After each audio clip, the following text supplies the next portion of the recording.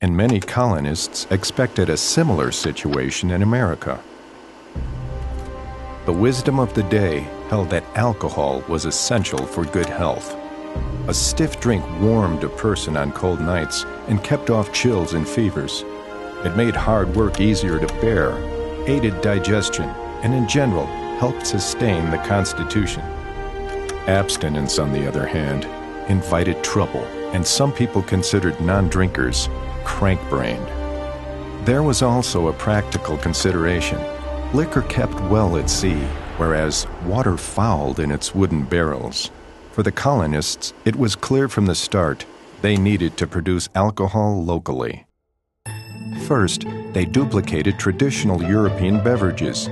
Then, with New World ingredients in a spirit of invention, the colonists introduced their own flavors to the world. Drinking in America had begun. Most colonial drinking was utilitarian, with high alcohol consumption a normal part of personal and community habits. In colonial homes, beer and cider accompanied most meals. Even children shared the dinner beer. Such mealtime practices made steady drinkers out of most Americans, men, women, and children alike. Drinking was also prevalent outside the home. Farmers, for example, typically took liquor rations into the fields each morning for themselves and their hired hands. In the 17th and 18th centuries, on-the-job drinking was not only common, but encouraged by employers who supplied the libations. Alcohol was known as the good creature of God, a blessing to bring cheer, relieve sorrow, and nurse the sick.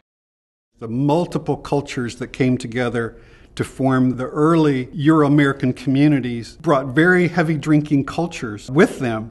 So alcohol was integrated into almost every aspect of early American colonial history.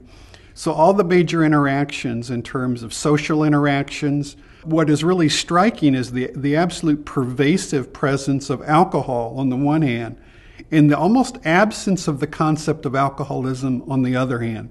We don't have a concept of alcoholism at this point in time.